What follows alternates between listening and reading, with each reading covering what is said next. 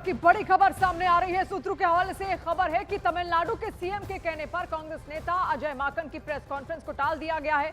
अजय माकन दिल्ली कांग्रेस के नेता है और वो केजरीवाल को लेकर प्रेस कॉन्फ्रेंस करने वाले थे, लेकिन सूत्रों के हवाले से खबर यह है कि आखिरी मौके पर राहुल गांधी को तमिलनाडु के सीएम ने फोन किया और फिर अजय माकन की प्रेस कॉन्फ्रेंस को स्थगित कर दिया गया है। देखिए, भले ही दिल्ली में इंडिया गठबंधन का हिस्सा नहीं है आम आदमी पार्टी, लेकिन दिल्ली के बाहर इंडिया गठबंधन का हिस्सा है आम आदमी पार्टी, और ऐसे में अंदर खाने आखिर क्या बातें वो चल रही हैं, उन तमाम चीजों को लेकर अब अटकलें और ज्यादा तेज हो गई हैं, क्योंकि अजय माकन कुछ देर पहले यहां पर प्रेस कॉन्फ्रेंस करने वाले थे और जो उनका मुद्दा था वो केजरीवाल के इर्द गिर्द ही भटकता हुआ था, लेकिन ऐन मौके पर लास्ट मोमेंट पर इस प्रेस कॉन्फ्रेंस को यहां पर टाल दिया गया है। तो स्टालिन की कॉल से ये पूरी प्रेस कॉन्फ्रेंस यहां पर टाल दी गई है। आखिर प्रेस कॉन्फ्रेंस के जरिए कांग्रेस क्या यहां पर जिताना चाहती थी अजय माकन की ओर से, आखिर क्या यहां पर वो जिताना चाहते थे, केजरीवाल को लेकर क्या कुछ कहना चाहते थे, उस पर लगातार यहां पर अब अटकलें और लगनी तेज हो गई हैं। लेकिन फिलहाल आपको बता दें, जिस तरीके से चुनावों की तारीखों का ऐलान कर दिया गया है और क्योंकि अरविंद केजरीवाल आम आदमी पार्टी का एक बहुत बड़ा चेहरा है और उनका एक बड़ा जनाधार भी है, और हो सकता है कांग्रेस के दिमाग में बात उस वक्त आई हो कि इस तरीके से वो अपने जो वोट है उनको भी काट सकते हैं अगर वो केजरीवाल के खिलाफ कुछ भी यहां पर बोलते हैं प्रेस कॉन्फ्रेंस करके। और 3 दिन पहले अजय माकन ने केजरीवाल को एंटी नेशनल कहा था और ऐलान किया था कि वो इस बारे में प्रेस कॉन्फ्रेंस भी करेंगे, लेकिन वो प्रेस कॉन्फ्रेंस नहीं कर पाए क्योंकि सूत्रों के हवाले से खबर है कि तमिलनाडु के सीएम स्टालिन ने राहुल गांधी को कॉल करके ये प्रेस कॉन्फ्रेंस टलवा दिया। आपको दिखाते हैं माकन का वो बयान। पिछली बार 2 मुख्य बातें मैंने कही थी। मैंने कहा था कि इसका नाम केजरीवाल नहीं, इसका नाम फर्जीवाल होना चाहिए, और दूसरा मैंने कहा था कि ये एंटी नेशनल है, देश विरोधी है।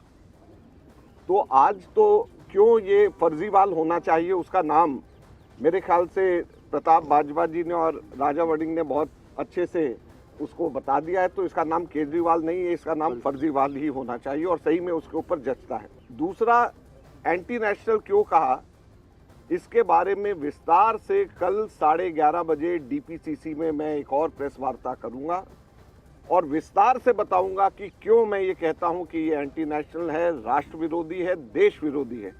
और कल 11:30 बजे मैं उसके लिए डीपीसीसी में प्रेस वार्ता करूंगा देवेंद्र यादव जी के साथ। अजय माकन ने केजरीवाल को एंटी नेशनल बताया तो आम आदमी पार्टी ने कांग्रेस को अल्टीमेटम दे दिया। दिल्ली की सीएम आतिशी ने तो यहां तक कह दिया कि आम आदमी पार्टी इंडिया गठबंधन के सहयोगियों को कांग्रेस से गठबंधन तोड़ने के लिए कहेगी। अगर कांग्रेस पार्टी भारतीय जनता पार्टी को नहीं जिताना चाहती, अगर उनकी भारतीय जनता पार्टी से सांठ गांठ नहीं है, तो फिर वो अगले 24 घंटे में अजय माकन के खिलाफ एक्शन ले, जिन्होंने अरविंद केजरीवाल जी को एंटी नेशनल कहा। वो यूथ कांग्रेस के नेताओं के खिलाफ एक्शन ले, जिन्होंने अरविंद केजरीवाल जी और मेरे खिलाफ एफआईआर दर्ज कराई। कांग्रेस के नेता दिल्ली वालों को बताएं कि संदीप दीक्षित जी, फरहाद सूरी जी का चुनाव लड़ने का पैसा कहां से आ रहा है। और अगर कांग्रेस पार्टी अपने नेताओं के खिलाफ एक्शन नहीं लेती है, तो फिर आम आदमी पार्टी इंडिया गठबंधन के बाकी सभी घटक दलों से बात करेगी कि कांग्रेस पार्टी के साथ अब एक अलायंस में नहीं रहा जा सकता, क्योंकि ये साफ हो गया है कि कांग्रेस पार्टी दिल्ली में भारतीय जनता पार्टी को चुनाव लड़वाने और चुनाव जिताने का प्रयास कर रही है। तो सबसे बड़ा सवाल यही यहां पर उठ रहा है कि आखिर कांग्रेस पीछे क्यों हटी इस प्रेस कॉन्फ्रेंस से। और हमारे सहयोगी अरुण सिंह इस वक्त कांग्रेस ऑफिस से ही हमारे साथ लाइव जुड़ गए हैं। अरुण, क्या कारण रहा, फोन आया, फोन में क्या बातचीत हुई, सूत्र क्या बता रहे हैं, और आखिर क्यों इस प्रेस कॉन्फ्रेंस से पीछे हट गई कांग्रेस? देखिए, अजय माकन पार्टी के कोषाध्यक्ष हैं और कोषाध्यक्ष को माना जाता है कि वो पार्टी का बेहद ऐसा नेता होता है जो बेहद करीबी होता है नेतृत्व का, और उन्होंने ऐलान किया था कि वो केजरीवाल के खिलाफ सबूत पेश करेंगे जब कांग्रेस की सरकार थी पंजाब में, तब उनके पास कुछ इस तरह के सबूत हैं जिसमें खालिस्तान समर्थक गुटों से आम आदमी पार्टी ने पैसा लिया। इसके सबूत पेश करके वो अरविंद केजरीवाल को एंटी नेशनल साबित करना चाहते थे। लेकिन जैसे ही इस तरह की बात उन्होंने कही, आम आदमी पार्टी ने हल्ला मचाया और आम आदमी पार्टी ने यह भी कहा कि 24 घंटे के अंदर अगर कार्रवाई नहीं इन लोगों पर होती है तो इंडिया गठबंधन के स्वरूप को ही देखना पड़ेगा कि वो कहीं बिगड़ न जाए। उसको लेकर उन्होंने तमाम नेताओं से संपर्क किया इंडिया गठबंधन के, और उसमें से तमिलनाडु के मुख्यमंत्री एम के स्टालिन ने फोन किया राहुल गांधी को। दोनों की मित्रता काफी मशहूर है, तो उन्होंने फोन किया कि राष्ट्रीय स्तर पर जो हमारा गठबंधन है उसको बचाने के लिए जरूरी है कि केजरीवाल से सीधे लड़ाई न ली जाए, क्योंकि केजरीवाल बीजेपी से लड़ रहे हैं और अगर आप केजरीवाल से सीधे लड़ेंगे तो यह संदेश जाएगा कि केजरीवाल जो एक मजबूत ताकत है बीजेपी के खिलाफ, उनको भी कांग्रेस कमजोर कर रही है। यह बात उन्होंने समझाई। उसके बाद अरविंद केजरीवाल के खिलाफ जो सबूत पेश करने थे अजय माकन को, वो प्रेस कॉन्फ्रेंस रद्द कर दी गई, क्योंकि महासचिव के सी वेणुगोपाल और पार्टी के अध्यक्ष मल्लिकार्जुन खड़गे ने उनको फोन करके प्रेस कॉन्फ्रेंस न करने की सलाह दी। तो देखिए, एक तरह से दिल्ली में लड़ाई जरूर है कांग्रेस की आम आदमी पार्टी से, लेकिन राष्ट्रीय स्तर पर चूंकि इंडिया गठबंधन है और 2029 के चुनाव के लिए अभी से खाका एक तैयार कांग्रेस करने में जुटी हुई है, इसलिए गठबंधन धर्म का एक तरह से पालन करते हुए राहुल गांधी के कहने पर अजय माकन ने प्रेस कॉन्फ्रेंस मुलतवी कर दी। यानी गठबंधन की वजह से ही, गठबंधन ही एक बहुत बड़ा कारण है जिस वजह से प्रेस कॉन्फ्रेंस से पीछे हट गए अजय माकन और कांग्रेस भी। यहां पर बहुत शुक्रिया अरुण तमाम जानकारी के लिए। तो देखिए, दिल्ली की सियासत की यहां पर तस्वीर बदलती हुई भी आपको दिखेगी, तमाम बयानबाजी होती हुई दिखेगी, और आपने देखा भी जो राजनीतिक बयान निकलकर सामने आए, और यहां पर कांग्रेस पीछे हट गई प्रेस कॉन्फ्रेंस से। बीजेपी नेता परवेश वर्मा ने दावा किया कि बीजेपी की चुनाव की तैयारी पूरी है, कार्यकर्ता मेहनत के साथ एक एक वोटर तक पहुंच रहे हैं। निश्चित तौर पर बीजेपी 8 फरवरी को सरकार बनाने जा रही है। दिल्ली विधानसभा के चुनाव की तारीख का ऐलान हो चुका है। हमारे साथ बात करने के लिए मौजूद हैं नई दिल्ली से बीजेपी के उम्मीदवार प्रवेश वर्मा। सर, तारीखों का ऐलान हो चुका है, क्या जोश, क्या तैयारी? बहुत अच्छी तैयारी है। कार्यकर्ताओं ने बूथ स्तर की तैयारी कर रखी है। एक एक पेज हमने वोटर लिस्ट का उसका इंचार्ज बनाया है। घर घर जा रहे हैं। इलेक्शन से पहले 3 बार तक हम एक एक के घर में पहुंच जाए, एक एक मतदाताओं से अपनी अपील करें, हमारा मैनिफेस्टो के बारे में बताएं, हमारे एजेंडा के बारे में बताएं, उनके इश्यूज़ को सुनें। तो यहाँ तक हमारी तैयारी है, बहुत अच्छी तैयारी है, और इस बार भारतीय जनता पार्टी की सरकार बनने जा रही है। सर, प्रवेश वर्मा के सामने अरविंद केजरीवाल हैं, संदीप दीक्षित हैं, तो कितना बड़ा चैलेंज देख रहे हैं इसे? मुझे तो मेरे सामने केवल यहाँ की समस्याएँ दिखाई दे रही हैं, जो कि 11 साल में एक भी ख़त्म नहीं हुई। तो मेरा लक्ष्य यही रहेगा, एक एक हमारे मतदाताओं से मिलना, उनके सामने उनकी बात को सुनना, और मैं सबको लिखते जा रहा हूँ। और 5 साल में सारी यहाँ पे बुनियादी सुविधाओं को, जितने भी काम हैं एनडीएमसी कर्मचारियों के, जो उनकी मांगे हैं उनको पूरा करवाना। यहाँ के जो हमारे झुग्गीवासी हैं, जितने भी कैंप हैं, जितने भी धोबी घाट हैं, उन सबको मालिकाना हक दिलाना, उनके लिए सुविधाएँ वहाँ पर लेकर आना। हमारे जितने भी बेरोजगार हैं उनके लिए सरकारी नौकरी की व्यवस्था करना, ये सारी मेरे सामने चुनौतियां हैं। बस एक आखिरी सवाल है कि मनीष सिसोदिया कह रहे हैं कि 8 फरवरी को हम फिर से सरकार बनाने जा रहे हैं, और आपने कहा था कि शीश महल के दर्शन दिल्ली के लोगों को कराएंगे, तो क्या तैयारी कर लें दिल्ली के लोग दर्शन के लिए? मैंने तो समय मांगा है, मैंने परमिशन मांगी है। जैसी परमिशन मिलेगी आपको भी लेके जाऊँगा, मेरे क्षेत्र के लोगों को लेके जाऊँगा जिन्होंने 3 बार अरविंद केजरीवाल को जिताया है, और उनका राइट बनता है कि वो कैसा उन्होंने महल बनाया उनके टैक्स के पैसे से, उनको देखने का तो उनका, हमारे दिल्ली वासियों को राइट बनता। तो बीजेपी के दावे यहां पर परवेश वर्मा के जरिए आपने सुने, और कांग्रेस दावा कर रही है कि इस बार वो दिल्ली में सरकार बनाने जा रही है। कांग्रेस नेता संदीप दीक्षित ने क्या कुछ कहा, सुनिए।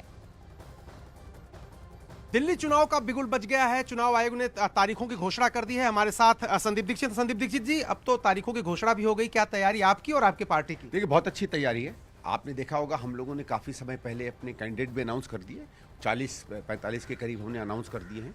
और हम लोग जो काम होता है विपक्ष का, कि पहले एक तरीके से एक आलोचना का माहौल बनाना सरकार का, उसकी कमियों को उजागर करना और धीरे धीरे अपना एजेंडा बताना, उसमें हम लोग पिछले 20-25 दिन से कार्यरत हैं। आम आदमी पार्टी के पास सिटिंग विधायक हैं, बीजेपी के पास सिटिंग काउंसलर हैं, तो वो अपना जो भी इस फील्ड में कर रहे होंगे, बहुत दिख तो नहीं रहा है, लेकिन उसको काउंटर करने के लिए हम लोगों ने बहुत पहले से तैयारी की है।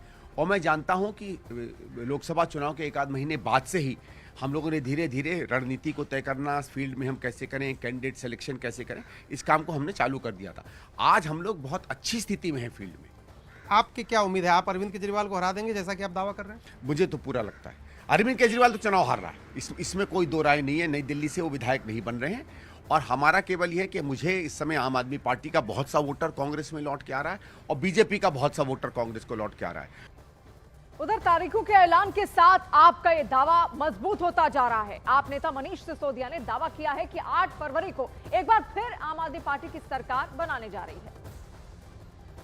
उसी प्रेस कॉन्फ्रेंस में अच्छा होता कि चुनाव आयोग बता देते, चुनाव आयुक्त महोदय, कि हमारे चुनाव कार्यालयों में इन लोगों ने गलत और मिसलीडिंग तरीके से चुनाव आयोग को मिसलीड करते हुए वोट कटवाने के लिए एप्लीकेशन डाले थे और हमने इनके खिलाफ ये एक्शन लिया है।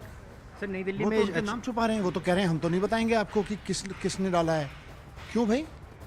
नई दिल्ली में दबाव डालने का आरोप भी संजय सिंह और राघव चड्ढा पर लगा, अधिकारियों पर, इस पर भी बात हुई। भाई देखिए, अगर चुनाव आयोग कुछ गलत करता हुआ दिखेगा तो डेमोक्रेसी की मांग है कि दबाव डाला जाएगा, सही करने का दबाव डालेंगे। एक आखिरी सवाल, महिलाओं के ऊपर जो टिप्पणियां हो रही हैं उस पर भी बात रखी गई है पीसी में।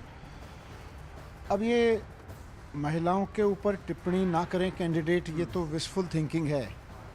ये ऐसी है कि सूरज सुबह ठीक से निकल आया करे, सूरज तो निकलेगा ही, लेकिन महिलाओं के खिलाफ टिप्पणी अगर कोई करेगा और वो अगर गाली गलौज पार्टी का कोई सीनियर लीडर होगा, उसके खिलाफ क्या एक्शन लेगा चुनाव आयोग, इससे तय होगा। प्रेस कॉन्फ्रेंस में कहने से नहीं तय होगा। गाली गलौज पार्टी का कोई अगर आदमी, कोई नेता, कोई कैंडिडेट अगर किसी महिला पर उसके गालों को लेकर टिप्पणी करता है, उसके किसी के माता पिता को लेकर टिप्पणी करता है, किसी को कोई अलग अलग तरीके के एडजेक्टिव देता है, उस पर चुनाव आयोग कुछ करके दिखाएगा तो मानेंगे।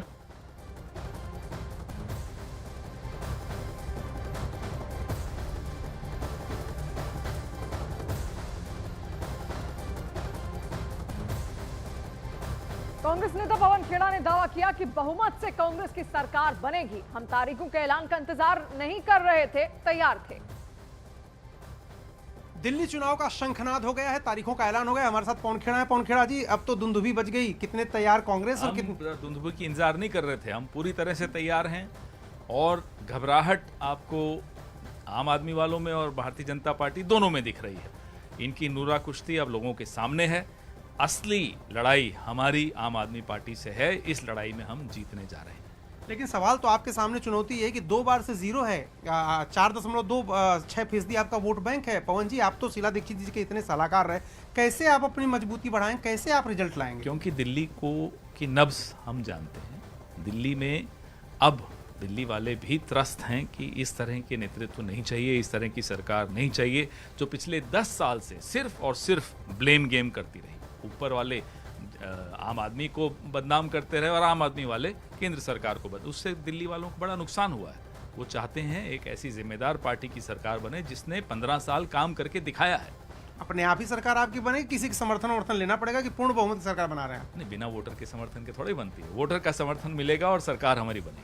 लेकिन प्रधानमंत्री ने देखिए रैलियां शुरू कर दी, प्रचार शुरू हो गया। आपकी इतने बड़े पैमाने पर आपका प्रचार वगैरह अभी शुरू नहीं हुआ? नहीं, करें, उनको जितनी बार हो सके प्रचार करें। उनकी तो आदत रिबन काटने की है, करते रहें वो, उससे क्या फर्क पड़ता है। लेकिन लोग हमें वोट देने जा रहे हैं। किसके नाम पे वोट मांग रहे हैं? शीला दीक्षित के नाम पे वोट मांग रहे हैं, अपने काम पे, या केंद्रीय नेतृत्व पे, किसके नाम? कांग्रेस पार्टी की परफॉर्मेंस जो 15 साल की यहाँ रही है, उस वक्त मुख्यमंत्री शीला दीक्षित जी थी और यूपीए की ऊपर सरकार 10 साल थी, उसमें सोनिया जी थी, मनमोहन सिंह जी थे। पूरा कांग्रेस पार्टी अपने नाम पे चुनाव मांग, खुल के लड़ नहीं रहे आप आम आदमी पार्टी से? खुल के लड़ रहे हैं। आपने देखा किस तरह से हम इन पे हमले बोल रहे हैं और आगे आने वाले दिनों में आप देखते जाइए। वही चुनाव की तारीखों के ऐलान के बाद बीजेपी नेता वीरेंद्र सचदेवा ने क्या कुछ कहा, वो भी आप सुनिए। देखिए, वीरेंद्र सचदेवा इस वक्त हमारे साथ मौजूद है। सर, 5 फरवरी की डेट है, 8 आपके रिजल्ट का दिन है, आपका पहला रिएक्शन? हम इन तारीखों का बेसब्री से इंतजार कर रहे हैं और 5 फरवरी दिल्ली में बदलाव की तारीख है। एक बेहतर दिल्ली, सुंदर दिल्ली और एक बहुत प्रदूषण रहित दिल्ली बनाने का संकल्प उस दिन शुरू होगा। दिल्ली के 1,55,24,858 मतदाता उस दिन दिल्ली का भविष्य तय करेंगे और दिल्ली का भविष्य 8 तारीख को जब खुलेगा तो उस दिन एक ही आवाज़ आएगी कि आपदा सरकार जा रही है, भाजपा सरकार आ रही है। आज जो पूरी प्रेस कॉन्फ्रेंस की इलेक्शन कमीशन ने, उन्होंने वोटर डिलीशन वाले मुद्दे को भी उठाया और बोला कि पारदर्शी तरीके से सब कुछ हो रहा है। आप लोग संतुष्ट हैं? आपने ये मुद्दा बहुत उठाया? हमने बार बार उठाया है और आज चुनाव आयोग ने स्पष्ट कर दिया कि झूठ के गुब्बारों की लाइफ बहुत दिन नहीं होती। राघव चड्ढा हो, संजय सिंह हो या आतिशी मार लेना हो, इन सब के झूठ का गुब्बारा फाड़ दिया चुनाव आयोग ने और बता दिया कि चुनाव आयोग जैसी संस्था जो स्वायत्त संस्था है वो कितने संवैधानिक रूप से काम करती है। इसलिए ऐसे लोग जो चुनाव आयोग पर आरोप लगाते हैं, आज उनको अपना मुंह बंद करके एक बार आईने में अपनी शक्ल देखनी चाहिए।